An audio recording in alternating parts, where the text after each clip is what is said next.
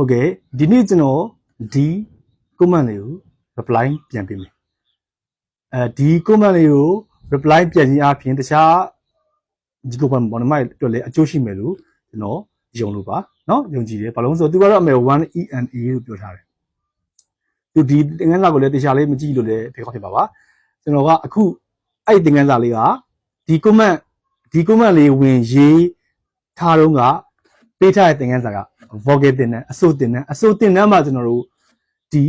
1ENA လို့မရေးတွက်ဘူးဒီ semi ကွေပါသူပြောတာ semi ကွေပါအဲ့ဒါကျွန်တော်ဂီတာတီးရဲ့သူတွေဆိုရင်ပို့နားရလိမ့်မယ်ကျွန်တော်တို့ value တွေတန်ဖို့ note တွေရဲ့တန်ဖို့တွေ whole note ရှိတယ် half note ရှိတယ် quarter note ရှိတယ်ကျွန်တော်တို့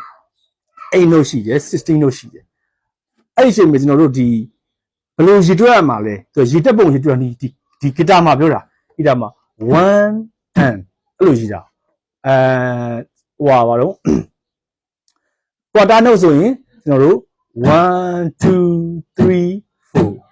8 note ဆိုရင်ကျွန်တော်ကွေပါခေါ်တာ8 note ဆိုရင်1 and 2 and 3 and 4 and အဲ့လိုရေးတွက်ရတာကျွန်တော် triplet 8 note triplet ဆိုရင် 1E and 2E and 3E and 4E and အဲ့လိုရေးတွက်ရတာကျွန်တော်တို့ semi ကွေပါ16 note ဆိုရင် 1E and 2E and 3E and 4E and အဲ့လိုမျိုးသူကဖြည်းဖြည်းနဲ့ညံသွားတာပေါ့နော် note လေးတွေ note တစ်လုံးချင်းစီရဲ့ value လေးတွေရေးတွက်ပုံလေးတွေကိုဒီဂီတာတင်တန်းမှာအဲ့လိုမျိုးမှတ်ရတာ1 and 1E and 1E and A vocal မှာကြတော့အဲ့လိုကျွန်တော်တို့မှတ်လို့မရပါဘူးကျွန်တော်ရှင်းပြတယ်လို့နှစ်မျိုးလေး1 and 2 and 3 and ပဲ8 note ကျွန်တော်တို့ကွေပါနဲ့ပဲမှတ်မှာပါဒါကတော့နမူနာကျွန်တော်ရဲ့မိတ်ဆွေတွေသိကြအောင်ရှင်းပြတာပါဂီတာသင်ခန်းစာမယ်တော့အစောကပြောလို့ value အမျိုးမျိုးနဲ့မှတ်ပါတယ်1 and 1E and 1E and A အဲ့လိုမှတ်ပါတယ်သူရဲ့ဟောပေါ့အဲ့ဒီ note တန်ဖို့အလိုက်ပေါ့နော် vocal အစိုးတင်တန်းမှာတော့တစ်မျိုးပဲမှတ်ပါတယ်1 and 2 and 3 and 4 and အဲ့ဒီနေရာလေးမယ်အဝင်အထွက်လေးသူကသူကွာသွားတာပါအဲ့ကြောင့်အဲ့ဒါလေးကိုဒီ comment လေးကိုကျွန်တော်လိုလေးပြန်ရှင်းပြပြီးတော့